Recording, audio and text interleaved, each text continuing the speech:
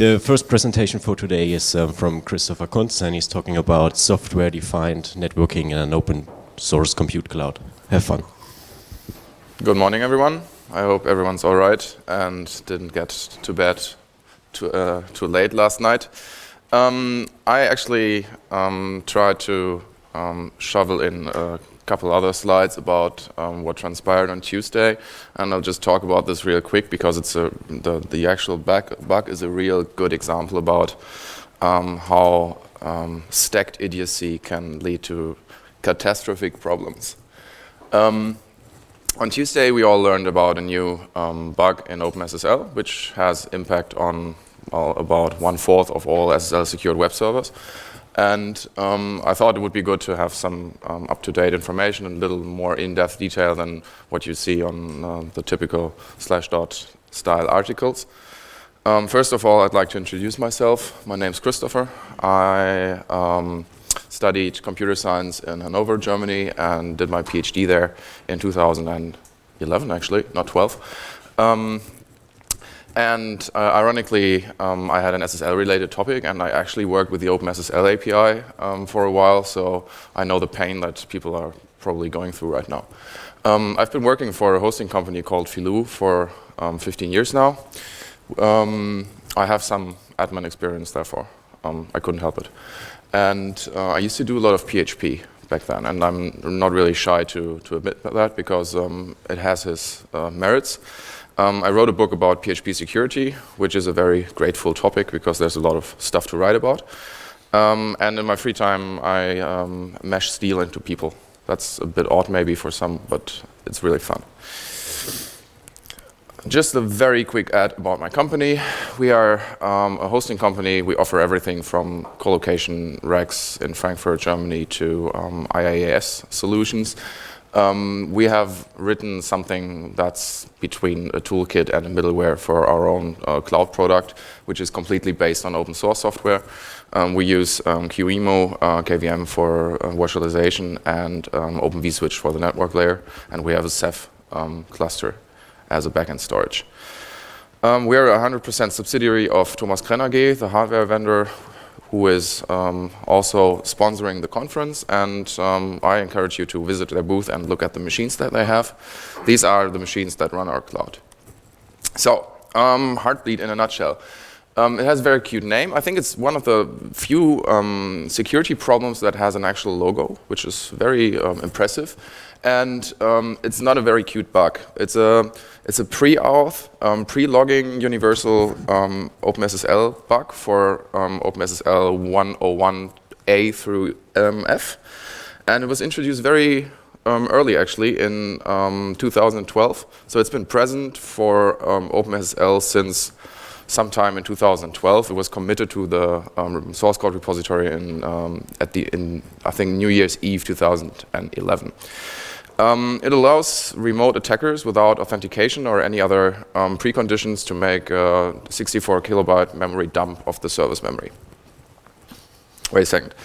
Yeah, that's a remote memory dump, and you can basically read from the service memory in chunks of 64 kilobytes, and of course you can repeat the exploit as often as you want, so you can read a lot of memory if you need to. This memory dump may contain, and I've seen most of these already, stuff like URLs, HTTP headers, random stuff. I've seen PHP source code and Perl source code from scripts that were running on the web server fly by me. And it's also possible that SSL certificate private keys are contained in that memory dump. So before I go a little more in detail about the actual hole and what happened and what we're going to do to fix it, what's actually being done there that was vulnerable.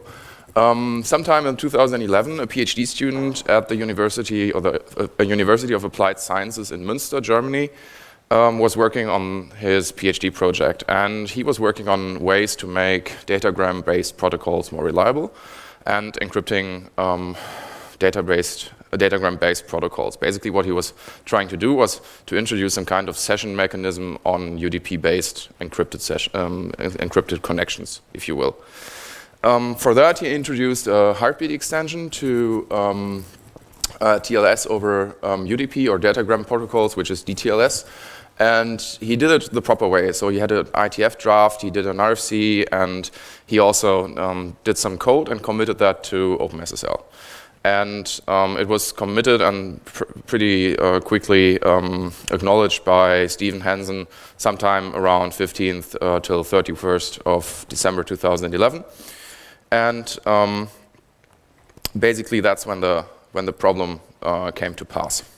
The problem that we are seeing is not really a crypto bug. So it's unrelated to Beast or other holes that we've seen in the last years, which are now mostly attributed to the NSA planting backdoors somewhere.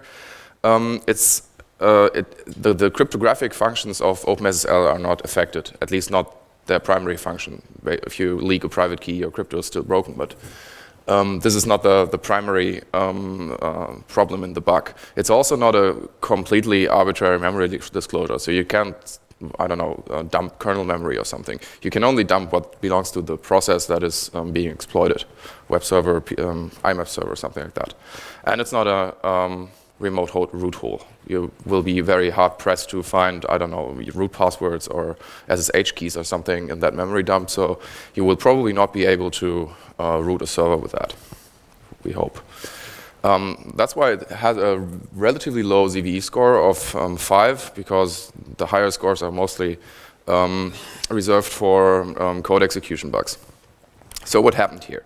What happened was that the guy who did his PhD thesis designed a protocol. And he designed a heartbeat protocol that he wanted to be very flexible. So what he did basically was he had a heartbeat packet and a response packet. And the response packet was supposed to be identical to the heartbeat packet. So if I say hello to you, you say hello back. And if I say foobar, you say foobar back. What he also thought to be a good idea was that the client actually would have to tell the server how long the packet is, the heartbeat packet, instead of the server just looking at the packet and the payload and just taking its length. So we have a 16-bit payload length parameter, and we have a payload. And both are user supplied, and the payload can be arbitrary content. That's actually a quote from the RFC. So we have arbitrary content sent from the client to the server, and the client can also tell the server how long it is. Nothing can go wrong, right? Of course, something can go wrong, and you can see that here. We have a memory allocation here, and then we have a memory copy. And the BP is the buffer that was defined, initialized 2 lines earlier, and PL is the payload length, and payload is the actual payload. So the latter 2 variables are completely user-defined or client-defined. And what happens is that we allocate payload plus 19 for padding and overhead bytes of memory. And we copy PL bytes of the payload via memcopy to construct the response. Actually, what he was trying to do was basically copy the payload one by one to the response packet to have identical payload and response request and response payloads. So what happens is that the client sets the payload length to 64K and only sends 1 byte of actual payload in the heartbeat packet. And what happens now is that the memcopy still copies 64 kilobytes of memory, but only 1 byte of these is actual heartbeat payload, and the rest is memory from the surrounding process. So this is what went wrong, and this is what happens if you test the vulnerability. There's a couple of web scripts to run. There's lots of Python proof of concept scripts, and there's probably also a Metasploit package or a Metasploit module right now. One of the more popular scripts is one that you can download from GitHub, and it can test any TLS-enabled TCP service, no UDP yet. It also has support for StarTLS, so if you have StarTLS FTP or SMTP services, you can test that too. It conveniently dumps the full 64K of memory for you if you test and the server you're testing is actually vulnerable. And this looks like, this is one of these moments where Alt tabbing doesn't work. Yeah. This looks like this. I basically obscured the host a bit to protect the innocent, but I actually found a couple ones that are still vulnerable. And what happens here is that the script starts in a TLS session and sends a heartbeat request with the values that I just talked about. And what comes back is basically memory dump. This is a full HTTP header. It's probably a type of 3 installation. So this is the user cookie for the type of 3 front-end user. And there are Google things here, and there's a PHP session ID here. So basically, if whatever happened in this request that's being dumped here was done by an authenticated user, I could just go ahead and steal their session. So that's not really good, because in my tests that I did yesterday and the day before, I also saw, I don't know, whatever you transmit over the web, I saw contact forms, private information for customers, stuff like that just flies by you in clear text, because obviously memory contents cannot be encrypted. So it's pretty catastrophic. This is one of the screenshots that circulated on Twitter, where people actually exploited Yahoo, and that's Yahoo Mail. You can see in the lower 3 lines that someone was logging in with the username Agnes Sadhu Boateng, and the password is obscured. So Yahoo had a real issue with passwords, and we have announcement by a couple of cloud, SaaS, and whatever services to immediately change passwords, and I don't think that's uncalled for. So if you dump memory here, what you see is not deterministic. So right now, I think the opinion is that you cannot calculate what kind of memory you get in return. So you cannot force the server to dump its certificates or private keys and stuff like that. Most of the stuff is boring. It's just garbage. Or sometimes I saw GPL licenses fly by, so basically from some kind of script headers, I guess. You can just put up an endless loop and dump stuff there and put it into an out file. People are not going to see what you're doing because it's pre-logging, so you don't see anything on the web server logs. The only thing to detect right now is have an IDS that has signatures already. I guess there's probably going to be Snort signatures soon, if not already. I know that Juniper already updated IDS signatures, so you can detect this, of course, if you look into the TCP packets. Affected services are, above all, SSL-enabled web servers that run OpenSSL 101A through F, but also mail servers, IMAP over SSL, POP3, if anybody still uses that, SMTP, SMTP via start TLS is also vulnerable as long as the vulnerable OpenSSL libraries are used.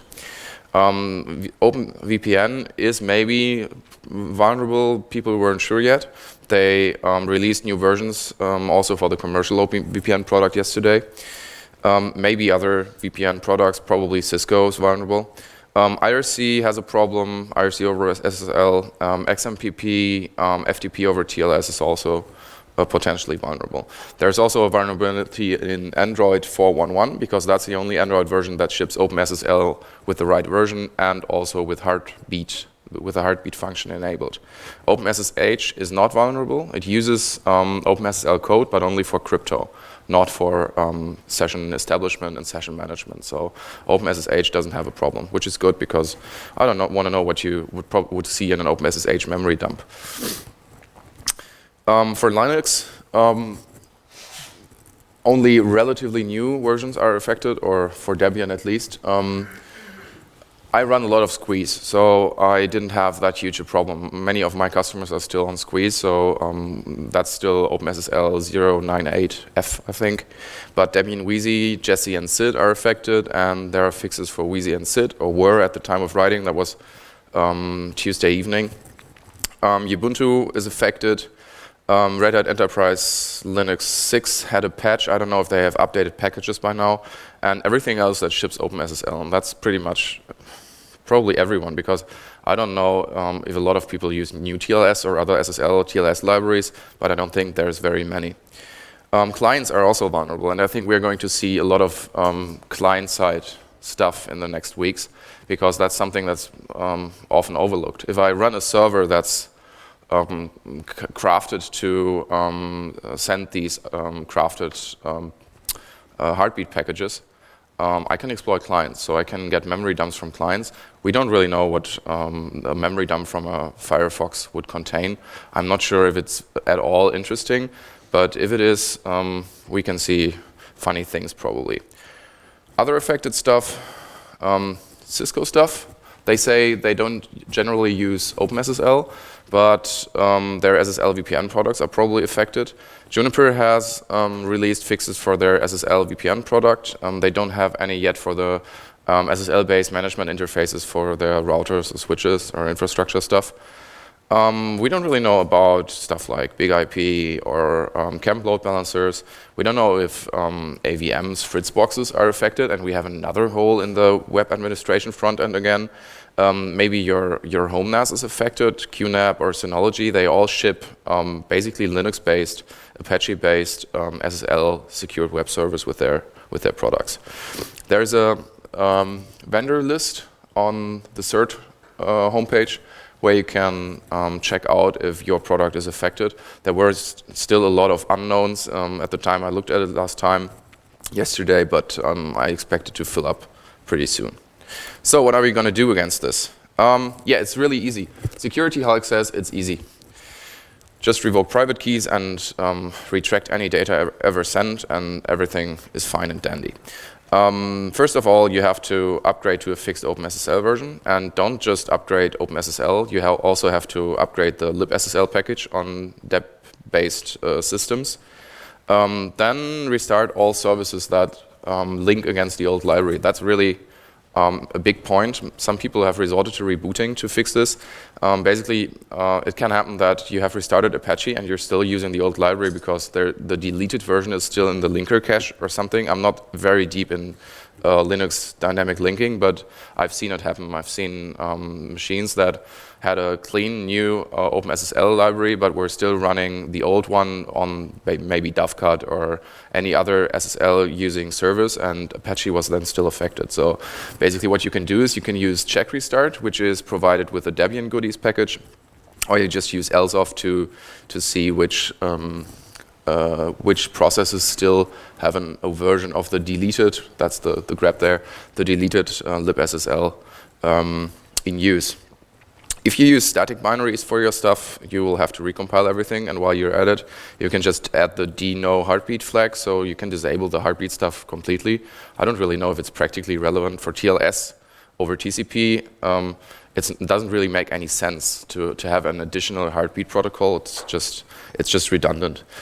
If you use Google's mod speedy on Apache 2, there is a beta package there which hasn't been updated for a while, I think a pretty long while. You should just remove it, because that's something that cost me the better part of Tuesday morning. Mod speedy brings their own mod SSL for Apache, and that mod SSL is statically linked, or there's a statically built copy of OpenSSL in there, and that's a vulnerable static copy of OpenSSL. And what mod speedy does is basically it changes the load statement in your Apache config to load that new mod SSL. And if you do a2 dismod to disable the module, as I did, you don't actually change that load line. So the module is disabled, but it's still loading the wrong mod SSL. And that was really hard to debug because I just didn't have that mod speedy stuff on my screen anymore. So you should probably remove that. I talked to a Google guy yesterday, and he said he might look at what happened there and might look at if an updated version could be pushed out. So the really important question is, what about our certificates?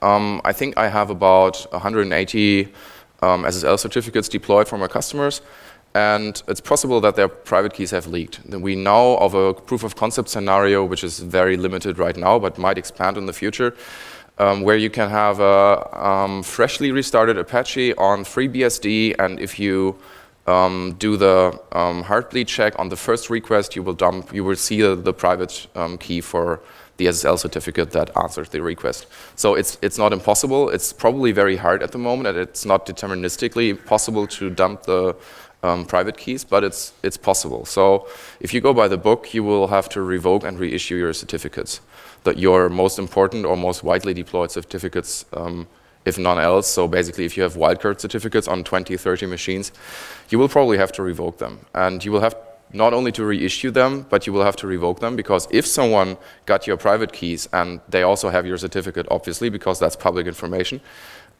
they will be able to man in the middle. They basically have a valid certificate with your domain on it, and they can sign or do whatever with it as long as it's valid, which is going to be probably a couple more months. So not only do you need to reissue, you actually need to revoke your certificate. Some CAs offer free service, but that's usually only reissue, and I don't think that really fixes the problem. You will have to try to get your certificate revoked free of charge, and good luck with that. If you don't have perfect forward security in your, or perfect forward secrecy in your web server's crypto algorithms, you might have an additional problem, because whoever sat on your line and sniffed your SSL traffic is now potentially able to decrypt it. But that's probably a little bit far-fetched. I don't think this is an APT attack or NSA is behind this or something. It's just an honest program mistake, I guess. And I guess the guy who did it is probably very, very embarrassed right now. So that's for our little interruption. And now back to our regular scheduled program. I was actually going to talk about what we call, or what the industry calls, software-defined networking, basically what you can do with Open vSwitch. And that's what we're going to look at for a little while. Basically, first a high-level approach. So what is SDN? Let's get a little buzzwords out of the way. And what are we going to do, or what were we going to do with this stuff? And then I'll have an introduction for Open vSwitch and tell you how we deployed it, which is probably not the best practice, but this worked for us. Then differentiation between front network, back network, public network, firewalling, and then trying to tie it all a little bit together. So what are we talking about here? Software-defined networking is something that's been circulating for, I don't know, 2 or 3 years now as a buzzword. And it's being very heavily hyped with competing standards at the moment. And I don't really like those hype buzzwords, because normally they are just hiding something that we have been using for years, and they just give a little shiny package around it. What we do here is basically we decouple the actual networking decisions from the bare metal that has the networking ports. Essentially, we kind of virtualize parts of our network, and we try to separate or decouple our control plane, our data plane. So whatever does the switching doesn't decide where to send data or where not to send data. That's decided somewhere else. We have a couple or very many vendors that jumped on this train. Of course, all the big networking vendors, also VMware, OpenStack, the virtualization middleware vendors are also deeply involved here. One of the main keywords for OpenFlow, and this is where I will very closely watch for you frown, is OpenFlow, which introduces the concept of imperative control. Basically, it says that whatever does the switching is dumb, doesn't have its own logic or intelligence. It just has the ability to read and interpret a decision that has been made by someone else, and that's the OpenFlow controller. Basically, the first packet of each flow, which is a tuple of ports and IP addresses or MAC addresses, stuff like that, is sent through the controller, which applies a set of rules given to him and then makes a decision. And every subsequent packet of that flow goes directly through the switch, because the switch also already knows which rule to apply, has these cached, and can forward directly. There's also a new concept which was introduced rather recently, I think a couple of weeks ago, which is called OpFlex. It's an initiative by Cisco, who probably feel a little bit threatened by the idea that switching hardware should become very, very dumb again, because then they cannot sell expensive smart switching hardware anymore. So it's kind of their answer to OpenFlow. And there are a couple of other vendors already on board. Citrix, for example, Microsoft, Red Hat, Canonical. And there are some not on board. The Big J, for example, HP has been left out, Huawei, so they will have to copy from Cisco firmwares, I guess. And VMware is also not collaborating on this standard. The idea behind OpFlex would be that you do not do what is called imperative control, but declarative control.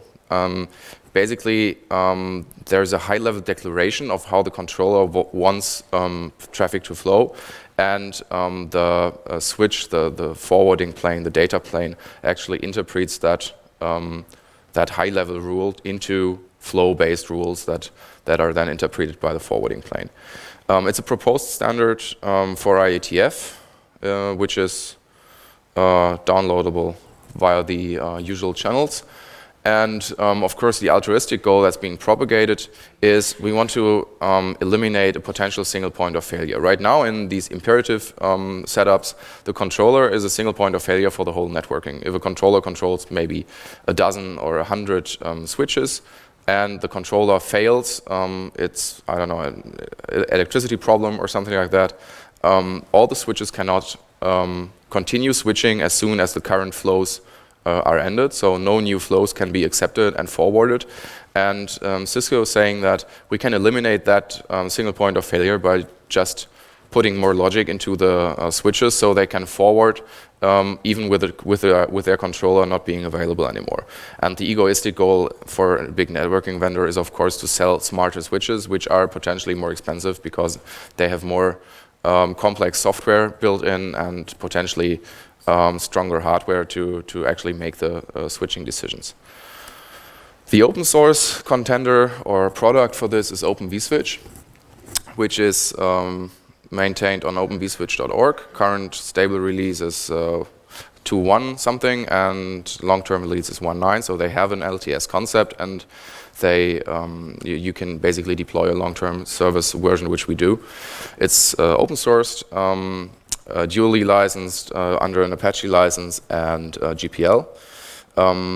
The Apache's part is the controller, and the GPL part is the kernel module that does the data path. So because it's part of the kernel, it has to be GPL. But the controller is under a non-viral license. It's a multi-layer switch, which can switch on layer 2s and 3, for example, and it supports a lot of interesting features, of which I'm not using, I don't know, a fourth or something. We're probably not using 1/10 of the potential of Open vSwitch in our setup, and I guess it has something for everyone. So it supports VLANs, of course, but also supports NetFlow and SFlow for traffic accounting. You can do LACP like you would with any regular switch, and you can also do filtering on layer 2 and 3. So high-level overview would be you have a kernel module in the bottom that sits in the kernel and does the actual forwarding, and you have a vSwitch daemon and a OVSDB server which sit in the user space and contain the OpenFlow and interpret the OpenFlow rules and forward interpreted rules to the kernel module to actually do the switching. And you can have an external that's very tiny up there, but it says off box, the top dashed line.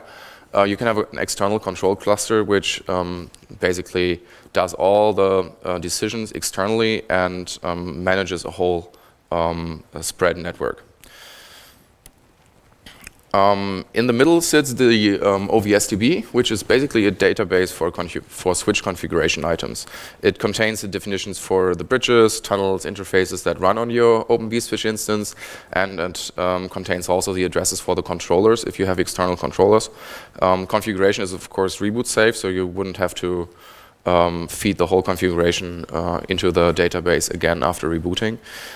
It's not anything we know, as far as I know. So it's not MySQL, SQLite, Mongo, or something like that. It's a custom database format. Speaks a custom protocol. And it's basically log-based. So you can see all the changes by dumping a log of the database. And that's very good for change management or for debugging. If you see something has changed and now it's not working anymore, you can basically see all the changes and then roll back to the last working state. As I said, OVS does imperative control. So basically all intelligence is in the controllers, and the data path component which sits in the kernel only carries out instructions. It's a kernel module licensed under GPL v2, and the controller lives in userland as licensed under Apache 2.0 license. So graphically this looks like this. The concept is that everything is a flow, so a combination of input and output ports, TCP or switch ports, VLAN, MAC addresses, IP addresses, TCP and UDP ports on layer 3 can define a flow. And the more defined a flow, the smaller it usually is, or the less packages it has, and the less ports or forwarding decisions it would match. The controller basically, on the first packet sent for each flow, the packet is forwarded from the data path to the controller, which makes a decision how to deal with that packet and the subsequent flow, and forwards that decision back down to the kernel module, and every subsequent packet is in a flow is sent directly through the data path. So flow interpretation is only performed on the first packet of each flow, so you would have to, or you would want to make flows as large as possible so you don't have that much interpretation work. The kernel module has a cache where basically there's a hash table of flow IDs to forwarding decisions, so it doesn't even have to look up the decisions anywhere else. It just can use cache decisions and is therefore rather fast. There's a set of command line tools which we use for managing our setups. I guess there's many smarter ways to do that, but that's how it worked for us, and we tend to never change the running system. There's OVS VSCTL, vSwitch control for switch management, OFCTL for flow management, where you can basically modify or flow rules, and there's a database management tool which is called OVSDB tool, which you can use to dump your logs or check flow debugging and stuff like that. So our angle here is, of course, we are a hoster, and it was our goal to host a public cloud. So we wanted to have an IaaS product offering that, based on open source software, can be used by customers to host VMs with a couple of features. And first of all, the VMs would need networking. So you can probably see where this goes. This is a very tailor-made solution that we made for our purposes. It's just not a general purpose solution. It works for us, and it might very well not work for you. It might also work for you too. You will have to see for yourself. What we wanted, what our requirements were, was we wanted, of course, an internet-facing frontnet interface for every VM, so they can get a public IP address and they can talk to the internet. We also wanted them to have a back-end network that is only shared with other VMs of the same customer. So basically, we wanted VLANs for VMs. We wanted the VMs, of course, to be isolated in the network. We don't want other customers to see traffic of their neighbors on the same machine, but I guess that's a given. We wanted firewalling, off-VM firewalling, that is, so people could have a packet filter that sits in front of their VMs and not on the VMs. We wanted to be able to shape, mostly for terms of service breaches. So if someone has an owned machine and is just shelling out spam or traffic, DDoS traffic, we wanted to be able to put them back to, I don't know, 1 Mbit or something like that. We wanted some rather fine-grained accounting to do IP traffic accounting, and we wanted to be able to live migrate from one host to another. So in an implementation, it would like this. You have your VM boxes, which are the orange boxes, and a lot of VMs sit in them, and basically the physical boxes are connected to a front-end switch and to a back-end switch, and the VMs will have to get their networking from there somehow. Virtually, it would like this. There are 2 interfaces in each VM. One of them, the green one, goes up to the internet and goes through a firewall, and the red one basically only goes into other VMs of the same customer, but can span across multiple hosts. So we would have to have inter-host VLANs, and it's basically not possible to go from there to the internet, only to other VMs that belong to the same customer. In the stack, it would look like this, of course. Everything is basically connected to Open vSwitch via a bridge. The Open vSwitch instances are connected to each other, and they also have a internet-facing interface that goes outside. So how to do this? We turned out to be compiling Open vSwitch ourselves. There are packages in apt for, I think, Ubuntu and Debian. I'm not sure which versions they run because we don't use them. Do you know about that? Okay. But if you take plain Ubuntu LTS 12.4, you will have to also install the new kernel modules because Yes. it's a very old one. It doesn't work. So it's probably a fair bet to compile stuff yourself, I guess. Yeah. Why don't you use the 142 from Debian? So if you want APT, I think you run Ubuntu or Debian. We run Ubuntu mainly. Okay, so in Debian we run a OB switch with 1442. It's 142.1. We're pretty happy. The question was why we don't run the Debian stock packages, which have Open vSwitch 142, you said. I'm actually not the guy who admins the machines, but with older Open vSwitch versions, we had issues. I don't know the exact issues, but there were issues, and eventually we landed on 193, which is the current long-term stable release, and we're pretty happy with it. We don't need any of the newer features right at the moment, and we tried newer versions, and they don't really work with our farm.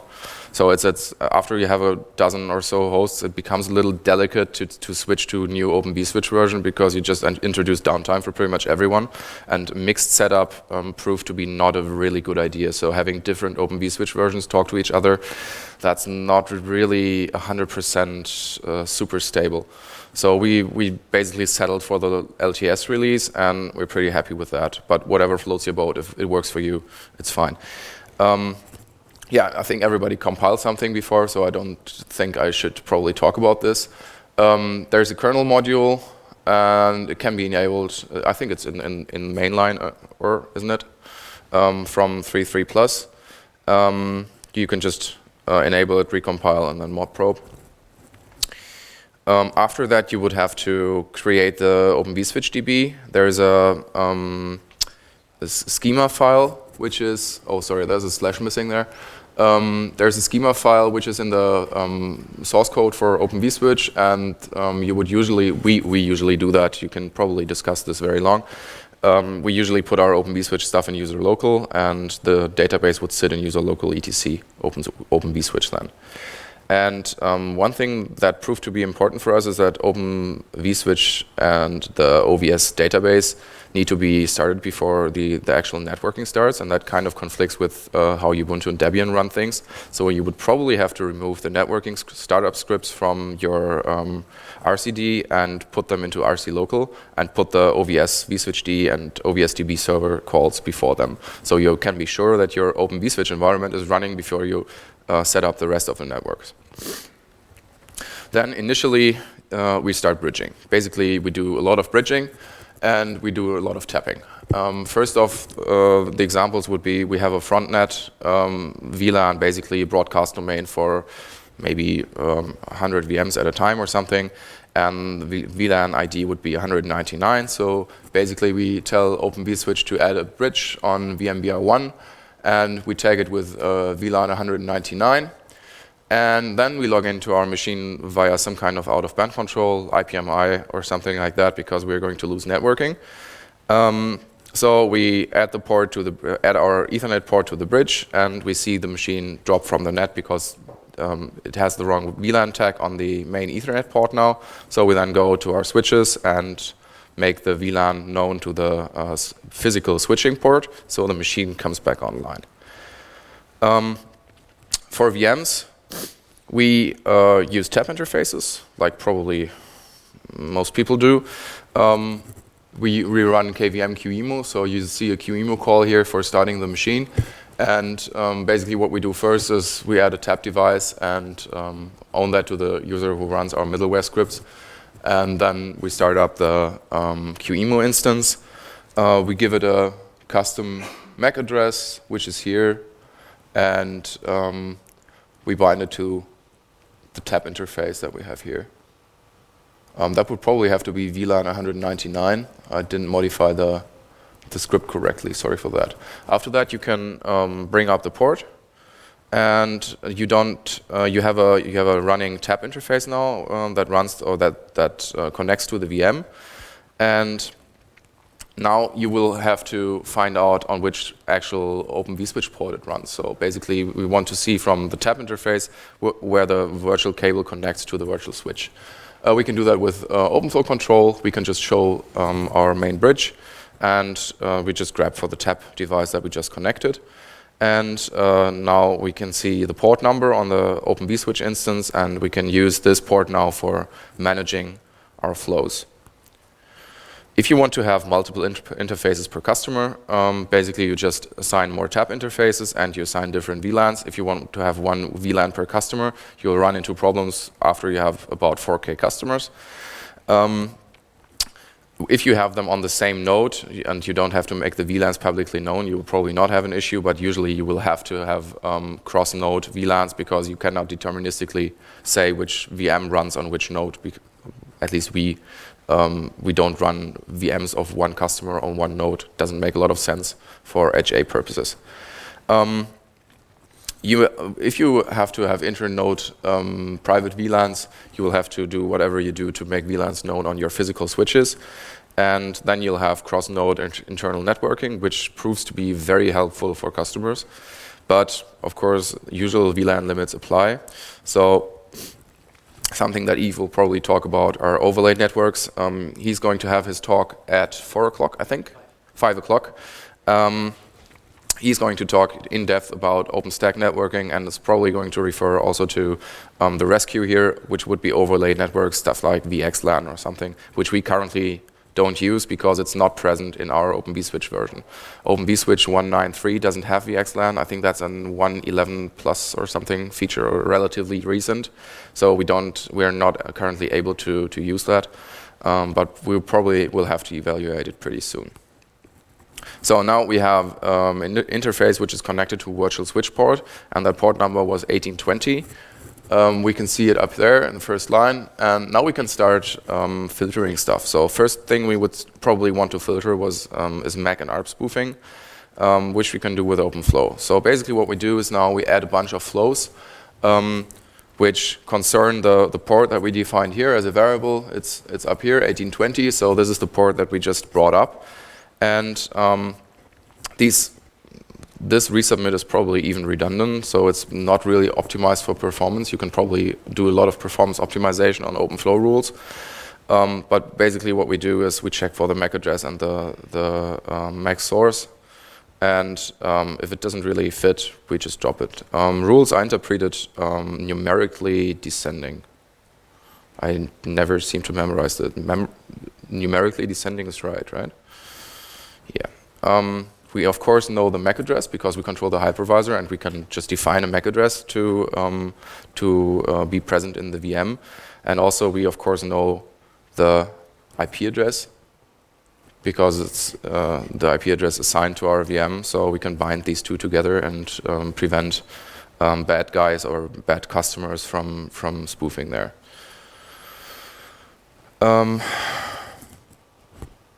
That would be ARP spoofing, I think, or maybe I just copied the wrong slide. There's a couple of caveats for that. Sometimes you actually want customers to be able to spoof, because that's one of the features that you would use for stuff like ZRMmon or other Linux HA solutions to hand over the virtual IP addresses. And we have a couple of customers who run HA clusters across our cloud cluster, and they have VMs that sit on n different nodes, and each VM sits on a different node than its counterparts. And these people have to be able to bind a second IP address to the MAC address. And if you want to cater for this by design, you can just assign sequential MAC addresses to VMs from the same customer. So you can have a per customer MAC address pool, and you can assign them sequentially. Then you can use wildcarding in the OpenFlow rules to actually apply the correct filters. Or you just have to set additional rules to cater for the cluster or virtual IP address, however you want to call it. You should probably never allow customers to enter their own rules anywhere, but I think that's a given. So this is another, now we're moving a TCP to TCP, so we're moving a layer higher. This is another OpenFlow example where you can see that we are now actually doing packet filtering. So we have a rule that defines traffic between 192, 168.1.123 and 12.13. And the destination port would be 18, HTTP, and we don't want anything to happen there, so we drop traffic. It's a very specific, very straightforward, very simple rule, which effectively blocks traffic to port 80. You can also use port ranges here. That's a slightly more complex thing here. The port range would be here. These are hexadecimal bit masks. So basically, what you do to calculate the port mask is you use like sitter masks only for ports. And what we do here is we drop traffic from ports 1512 to 1516.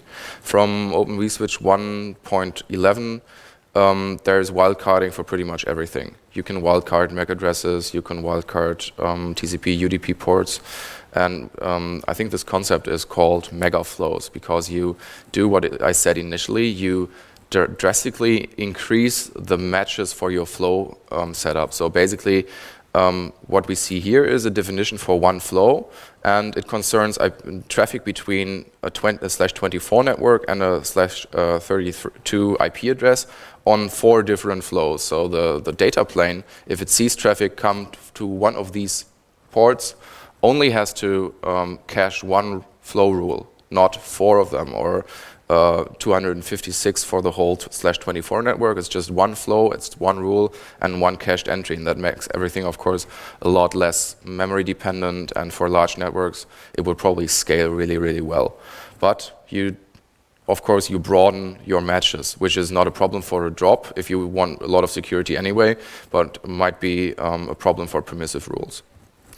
And regarding permissive rules, this is our fall-through rule, which we have at the end of each flow definition or firewall definition, and that basically accepts everything that's not matched by previous rules. So this looks, just a very quick look at this. In production, I have the configuration for my own VM here, and yeah, that's just the rule set that we apply here.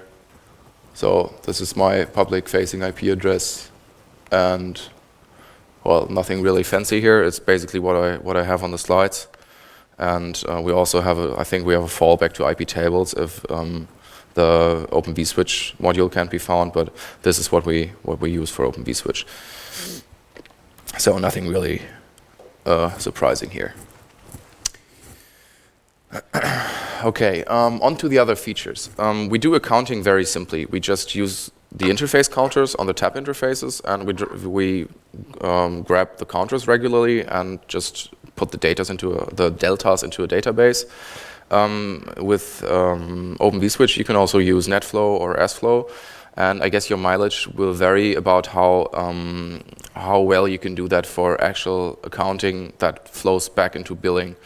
Especially for NetFlow, you will probably have really a lot of data, and you will have to have a strong box interpreting that. But that goes for every NetFlow setup.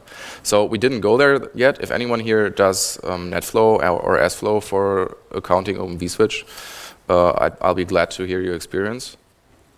Nobody? Okay. Next feature would be shaping. That's a topic where, especially in the low-cost area, where you have a VM that's basically $5 a month, you don't want that VM to shell out 20 terabytes of traffic. So you need a way to somehow polish this. Simply put, you can basically go ahead and just do ingress polishing, and you can just limit the overall data rate. So basically you can say this is now a 10 Mbit interface, not a gig E interface anymore, which is very close to the Linux shaping syntax. You have a normal flow rate and you have a burst rate, which goes on top of the flow rate, so these are additive. You can also have very complex QoS, which basically does Linux HTB, and you can configure very, very fine-grained how you want to apply quality of service parameters to your cloud.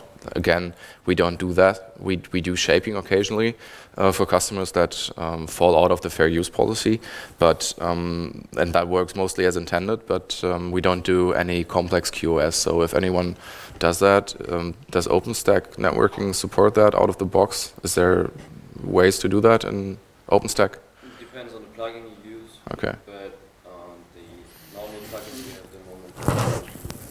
Okay. Good.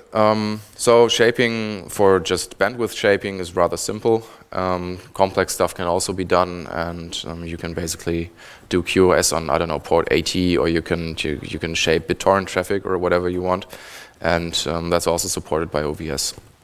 It's a bit tricky, I've read, but it's possible. Regarding live migration, OVS has support for live migration by establishing a GRE tunnel between the OVS instances on the receiving and the losing host. What we basically do is we start the VM up in suspend to RAM mode on the receiving host and stop the VM on the losing host down the interface and then bring it up again. And we have rather short uptime also that works. There are live migration mechanisms in OVS. Again, we don't really use them. So if anyone has experience, I'm just looking at OpenStack again. I'd be happy to hear. We do a lot of things until we find a working solution, and then we tend to stop looking at them, because as soon as it works in production, it's probably fair enough to continue using it. And we are very sensitive about our uptime, so it's out of the question to update to a new OVS version just to have this and that feature. That's not really in the picture for us at the moment. So the layer 2 based live migration mechanisms that exist in OVS, I don't really have a clue about them. So there's a couple of very good presentations about, among others, these features, which are in the link collection at the end of the slide. So if you want to clue yourself up, either you can look at that or you can look at Eve's session at 5 p.m. So that concludes everything. I think we're just on time here. Thanks, everyone. I hope you learned something, or you could just laugh to yourselves on my expense. And if not, well, I would buy you a beer, but it's 10:25 a.m., so that's maybe a little early. But if you have any more questions, just feel free to shoot now. Yeah. You talked about the single point of failure in the controller. Yeah. How big is this problem? That's a good question. We don't have the problem because our layout is different. Just repeating the question, I was asked how big the single point of failure problem for failing Open vSwitch controllers is. We basically co-locate the controller on the machine that runs the Open vSwitch instance. So there's not a lot of failure scenarios. The process could crash because of out of memory or because of reasons. Then you would have to restart networking pretty soon, or you will lose connectivity on the instances. Yeah. Does it mean that each virtual machine host runs its own controller, and you don't have any system-wide host over kind of? Currently, we don't. No, we have a centralized host that does the management, but it's basically configuration management. So we don't use I said that earlier. We don't use the OVS internal controller mechanisms to have basically one central controller, that central Open vSwitch controller. We have a central machine that basically manages the configurations, and we currently manage everything by configuration file and not with a central controller. So we don't have that failure scenario, but that wasn't intentional. Honestly, we just felt it to fit into our workflows better and to our deployment workflows better. And if you have a central controller sitting in the middle, and that controller fails for some reason, you will have to restart it rather quickly, because otherwise, as soon as the currently cached flows are not valid anymore, so new traffic comes in with a different flow spec, you will not be able to accept that. I think there's a fail open mechanism in Open vSwitch that can be used for that, where you basically forward everything, but well, that's also not the best solution.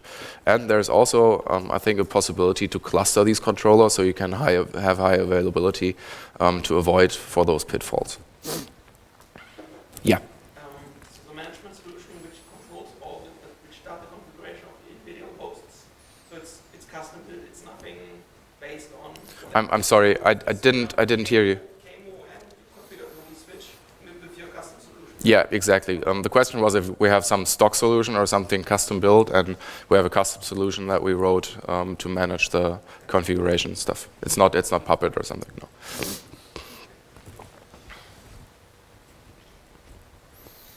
Okay. Any more questions? Yeah, in the corner. And do you happen to know if it's possible at all to spread out the controller part of Open vSwitch, or if it has to be a single machine? As far as I know, you can cluster it somehow. It doesn't have to be a single machine. Correct me if I'm wrong. It doesn't have to be a single machine, and you would be able to spread it out. But for example, have an HA solution to avoid single point of failure. Should not be an issue. We don't use this, so I don't have a lot of mileage here. Okay.